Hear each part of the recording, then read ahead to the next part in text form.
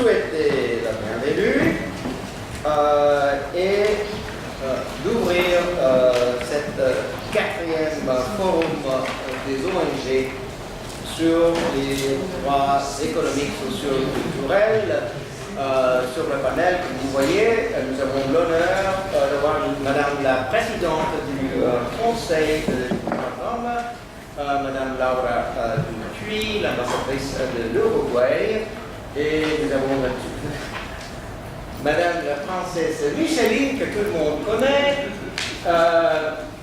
Ricardo Espinosa, Madame Fabienne Bugnon, directrice de l'Office des droits de l'homme de l'État et canton de Genève, et Monsieur Sec, documentation supplémentaire, à savoir la résolution 1523 du Conseil des droits de l'homme qui a créé les groupes de travail chargés de la question de la discrimination à l'égard de femmes dans la législation et dans la pratique. Alors, ça a été adopté à la 15e session du Conseil des droits de l'homme. Lors de la 20e session, le mois de juin, le groupe de travail a présenté son premier rapport, et je considère que si vous ne l'avez pas, vous allez sur le site de l'Office des commissaires aux droits de l'homme et vous pourrez consulter la résolution qui a créé le groupe de travail et bien sûr le premier rapport du travail. Vous pouvez aussi vous mettre en contact avec Madame la présidente de ce groupe de travail, c'est Madame Kamala Chandragirana, et les autres membres du groupe de travail sont Madame Emma Aoui, Madame Mercedes Parquet, Madame Frances Radey et Madame Eleonora Jelinska. En plus, je crois que c'est important de revisiter, relire le rapport de l'expert Dr. Farida Banda de la London School of Oriental and African Studies. Ça, vous trouverez également sur les sites. Alors, sans prolonger cette introduction, alors je suppose que tout le monde a reçu un programme. Et d'après le programme devant moi, je ne suis pas sûr que c'est le programme définitif, je vois que nous avons 5 panels. Il y aura 3 panels aujourd'hui. Panel bien sûr sur les droits économiques, socioculturels des femmes, panel sur la mise en œuvre, panel sur la concordance de la législation et de la pratique dans les domaines national et international. Ensuite, et vendredi, on va faire la suite avec le 4e et le 5e panel, les sommaires de panel et les recommandations seront adoptées l'après-midi de vendredi, et le président de la session sera Dr. Franck Migna, le secrétaire de Casanet Organisation ici à Genève. Moi-même, je m'exprime matin, et il y aura ensuite, comme d'habitude, un dialogue interactif, et c'est extrêmement important que la société civile, que les organisations non gouvernementales participent dans les dialogues intergouvernementaux. En tout cas, nous tous qui travaillons dans de fonctions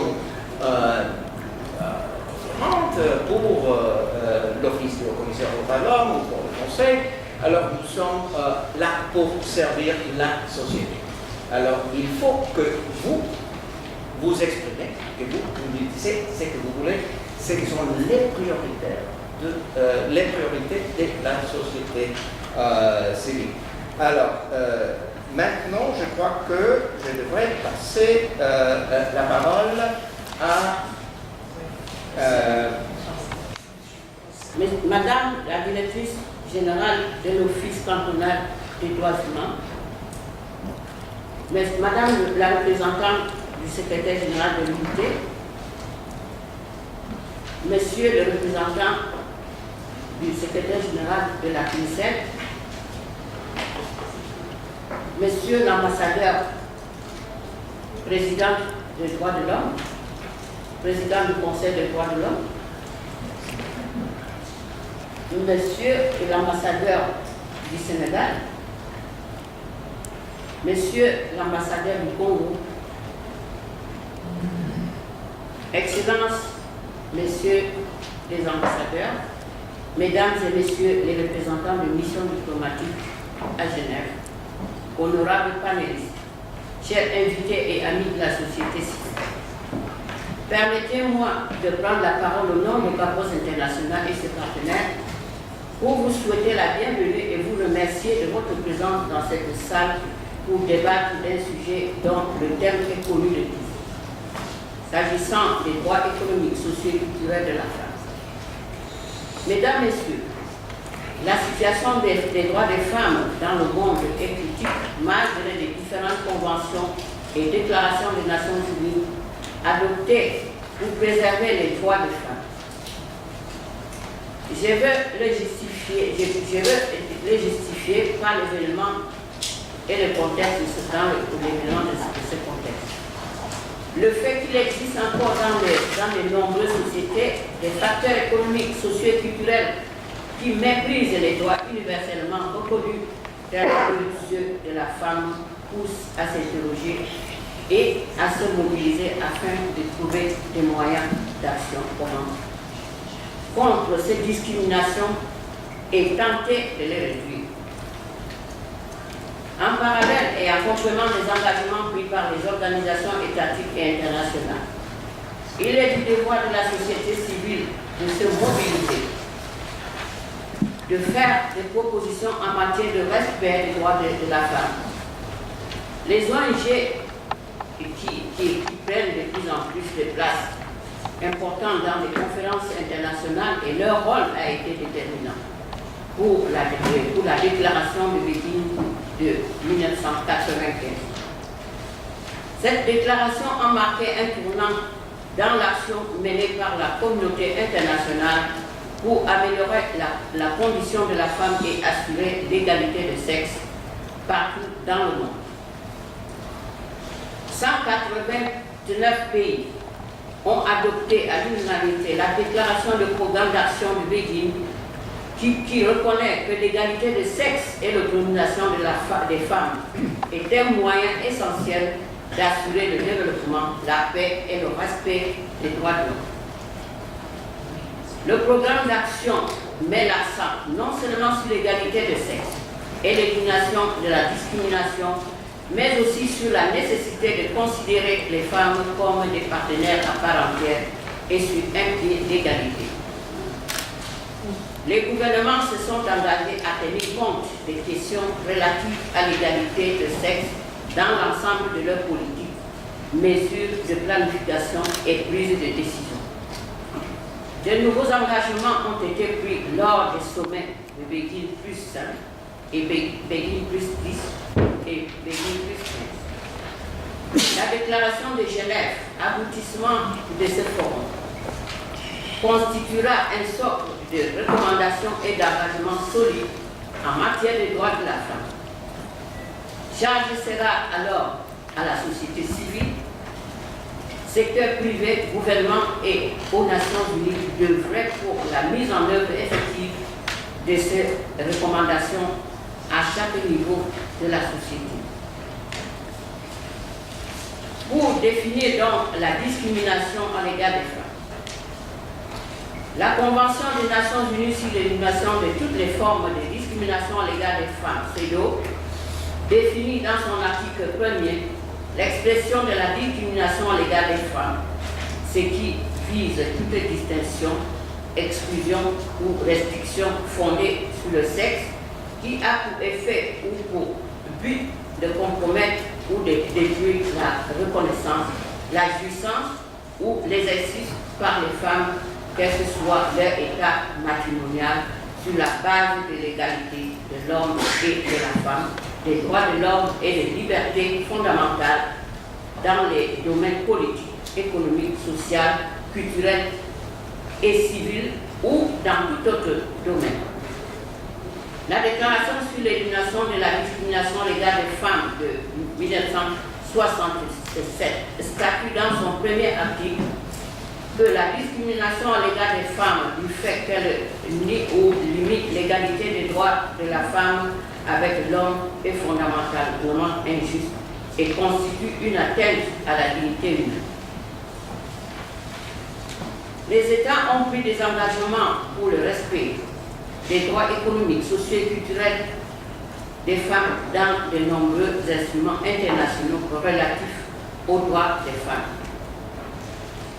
Puisque cette journée, ce 4e forum est dédié à l'Asie, je vais donc vous faire remarquer les constats dans le respect des droits économiques, sociaux et culturels des femmes aujourd'hui en Asie.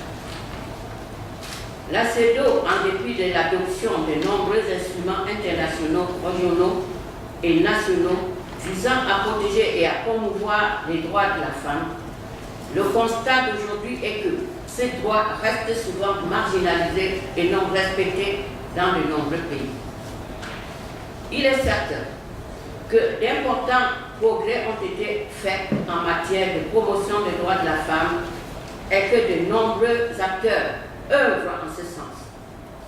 Cependant, beaucoup reste à faire étant donné que la place de la femme est toujours dénigrée au sein de la famille, de l'entreprise et dans d'autres milieux. Les traditions sont des vraies barrières à l'égalité homme-femme et la femme est encore perçue comme un objet de procréation à la disposition de l'homme plus que comme un être humain à part entière. S'agissant donc de l'évolution des droits socio-économiques des femmes en Asie, droit à l'éducation de la femme asiatique. Les différences de genre dans l'éducation se sont rétrécies. Cependant, dans certains pays asiatiques, les disparités restent significatives.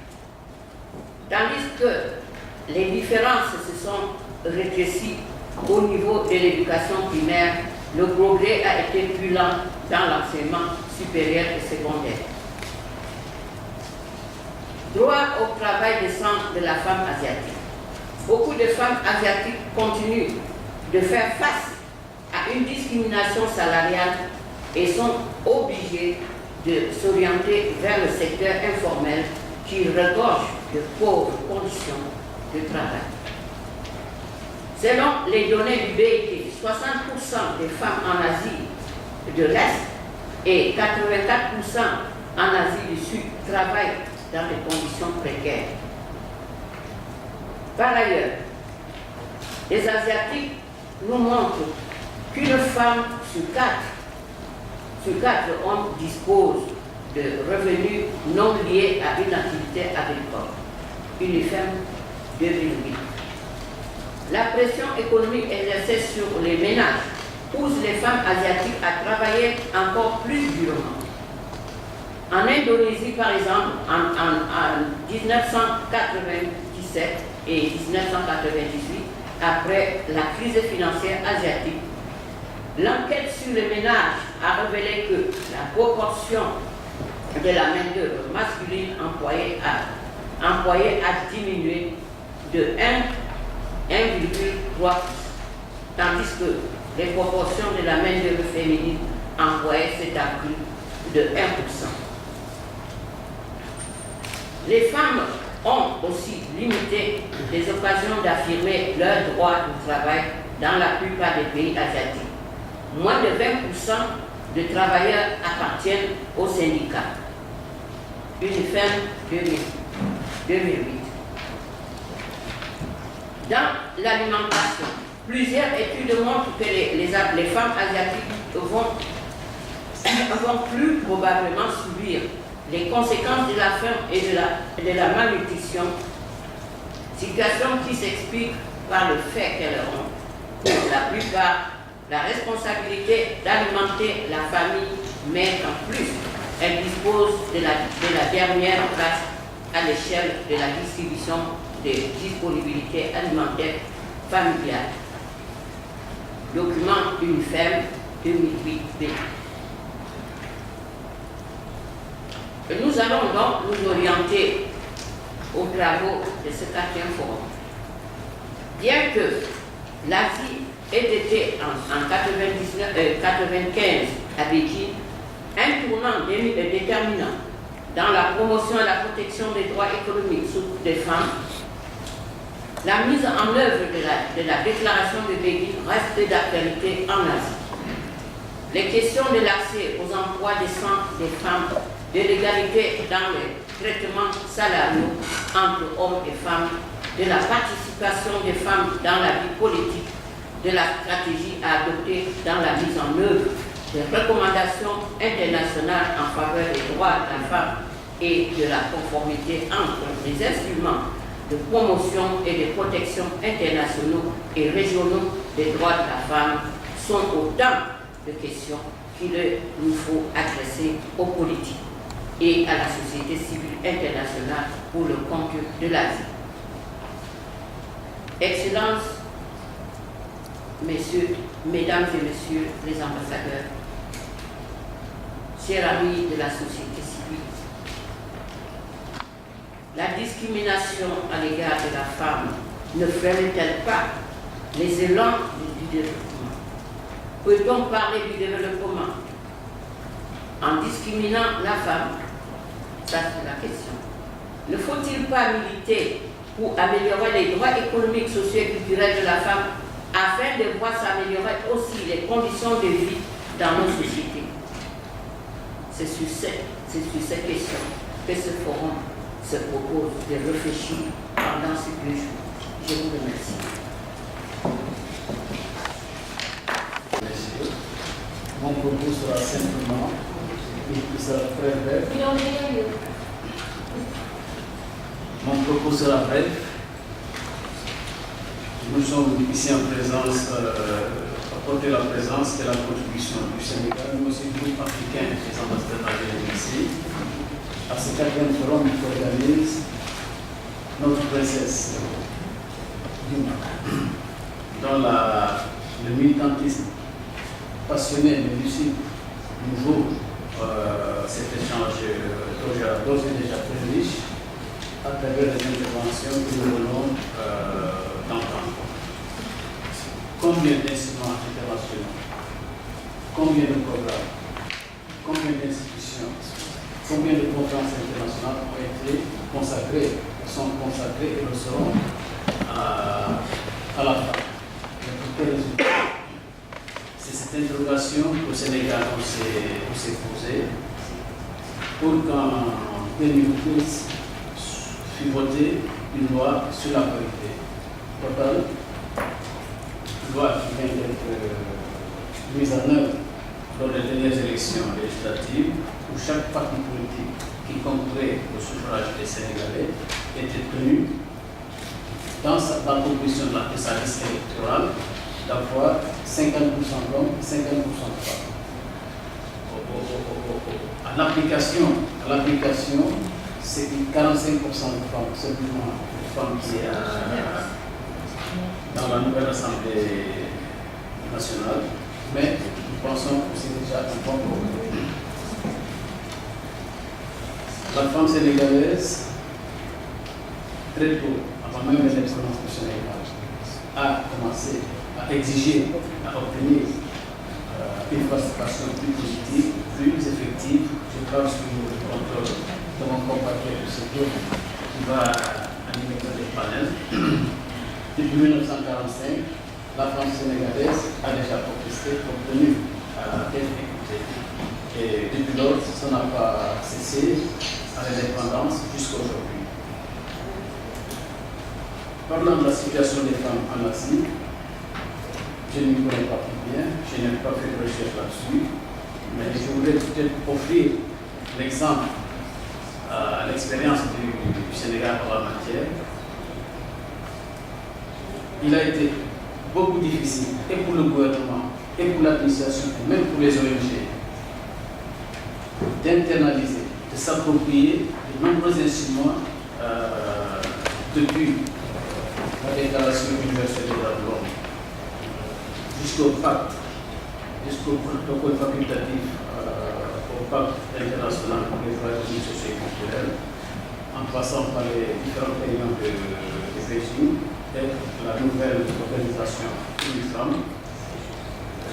bien remplacée Union. Il a été donc difficile, en tout cas pour le Sénégal, de bien s'approprier les programmes, les politiques, les préconisations de ces instruments.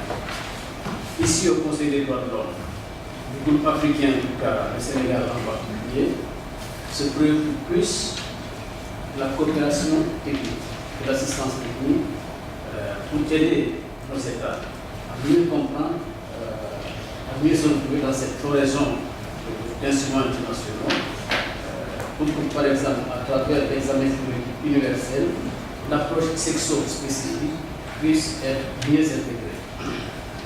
Nous avons donc créé au Sénégal ce qu'on appelle l'Observatoire national pour la paix.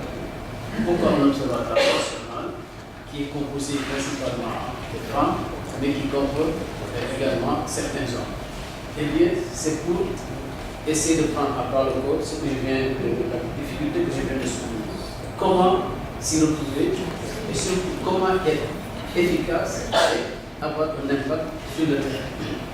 Et cet observatoire qui est dirigé par une dame a écouté Madame Fabienne Union. J'entrevois déjà une possibilité de coopération entre votre institution et cet observatoire, parce que Mme Diop va effectuer une visite très bientôt à Genève, pour, avec nous, avec les organisations de promotion des droits de la femme, particulièrement, voir comment l'Observatoire national de la vérité au Sénégal doit être le plus effectif, le plus complet possible sur le terrain. L'intégration des droits de l'homme à travers le système des Nations Unies et au niveau national. C'est l'une des démarches pour lesquelles le groupe africain se mobilise le plus, parce que nous considérons qu'il faut d'abord mieux comprendre, s'approprier les droits de l'homme, donc les droits de l'homme, pour être plus efficace. Nous sommes demandeurs d'assistance technique et de coopération. Au niveau du Conseil des droits de l'homme, nous avons constaté que les droits de l'homme qui sont considérés comme le troisième pilier par les Nations Unies, avec les questions de sécurité et de développement, ne reçoivent que 3% du budget ordinaire de l'Organisation des Nations Unies. J'avais dit que c'est un scandale. Et nous nous organisons pour que, au moins, si 10% seulement du budget ordinaire de l'Organisation des Nations Unies était consacré aux questions des droits de l'homme, je pense que beaucoup de programmes seraient réalisés avec plus d'efficacité. Nous étions, il y a 3 semaines, à défendre, à présenter le dernier rapport politique du Sénégal du comité contre la discrimination raciale et xénophobie et toutes les formes de discrimination, qui nous a permis de dire aux membres du comité ce que le Sénégal est en train de faire en matière de promotion et de respect des droits de la femme dans l'organisation. Je reconnais notre ami la Crusette. Nous étions à Doha dans le cadre de la 4e Crusette. Eh bien, je dois féliciter la Crusette d'avoir consacré toute une journée sur le rôle de la femme dans le commerce européen. Ici, au centre du commerce international du pays, il y a un programme que nous soutenons fortement au Sénégal, c'est Public Procurement for Women Entrepreneurs. Comment les marchés publics peuvent également contribuer au développement de la femme. Il faut une discrimination positive à ce niveau. Beaucoup d'entrepreneurs femmes n'ont pas accès au marché, souvent pas de discrimination. les administrations, les gouvernements sont donc invités à faire une part assez significative aux femmes dans les marchés publics. Reine Juma, Princesse Juma, vous nous voyez aujourd'hui cette rencontre avec un partenaire spécialiste. M. Desayas, que je félicite pour son nouveau mandat. Le groupe africain a beaucoup contribué à votre destination. La façon dont vous menez vos travaux sont remarquables. But par des jeunes voix personnels.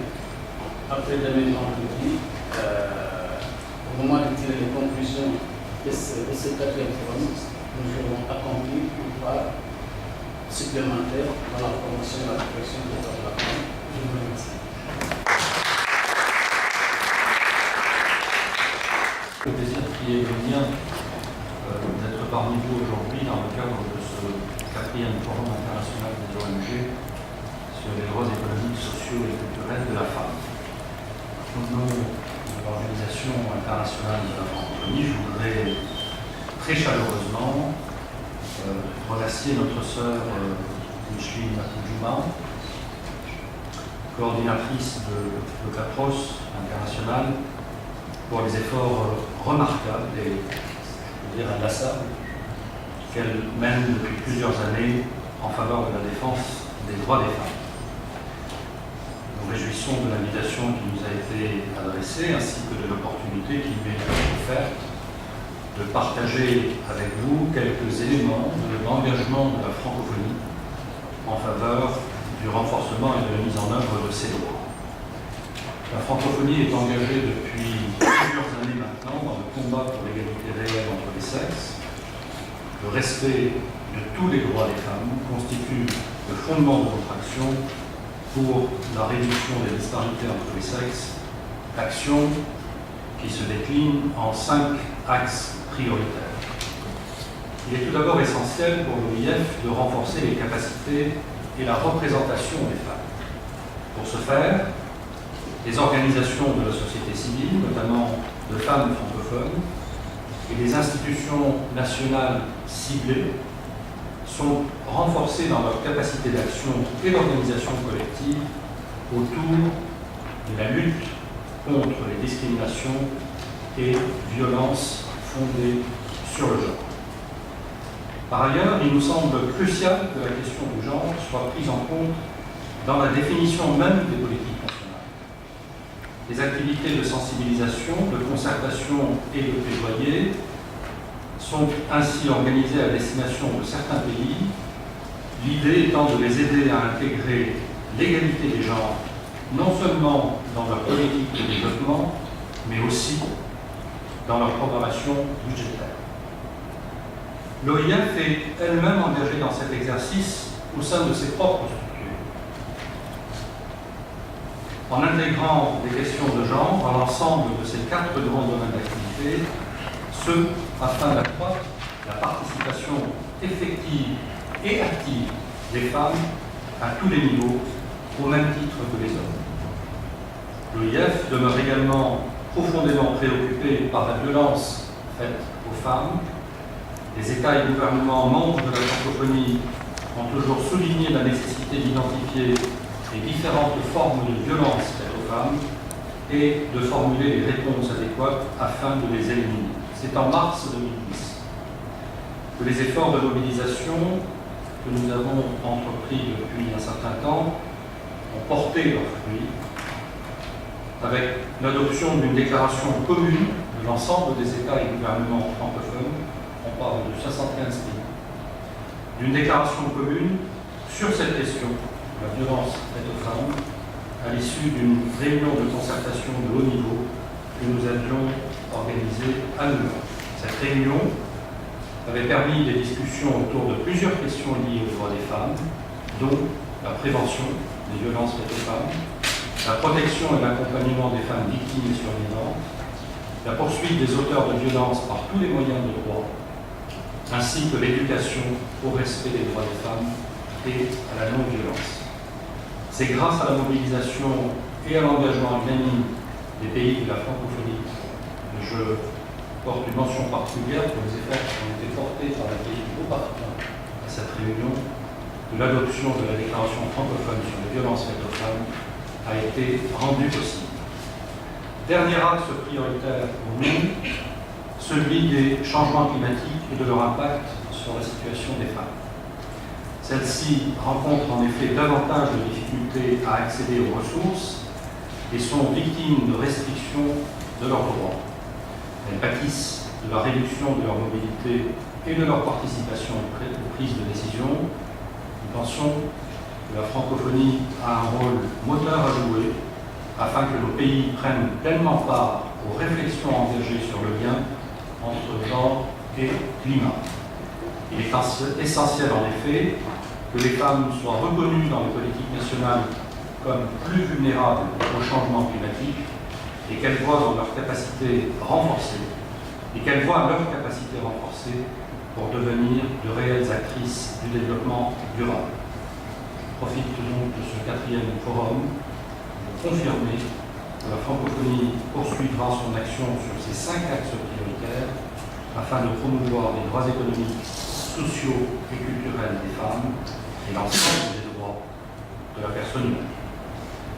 Mesdames et messieurs, un autre sujet est au cœur de notre action sur les questions de genre, celui de la situation des femmes en temps de crise. Nous vivons en effet dans un monde où les conflits armés se multiplient et certaines régions du monde francophone sont malheureusement particulièrement touchées. Or, la guerre a un impact différencié sur les hommes et les femmes.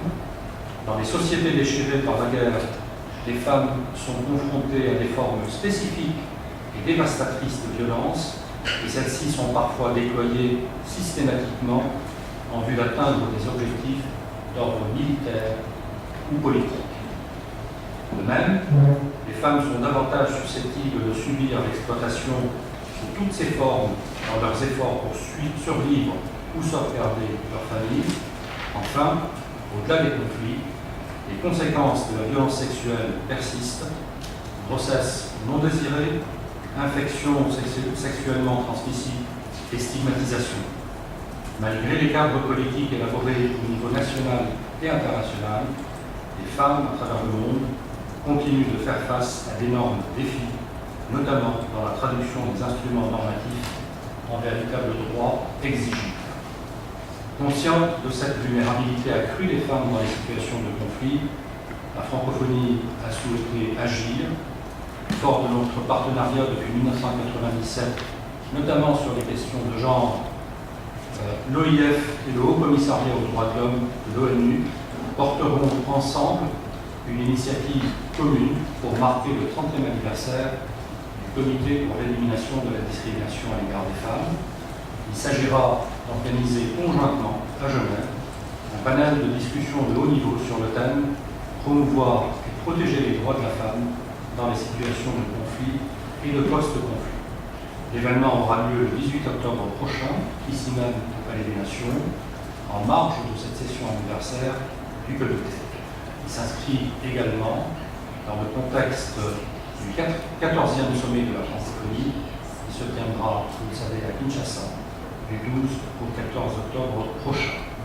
Le panel aura pour objectif de réfléchir aux progrès enregistrés et aux défis rencontrés au niveau national, les stratégies en vue de renforcer la participation des femmes dans les processus de paix et de reconstruction post-conflit seront également proposées.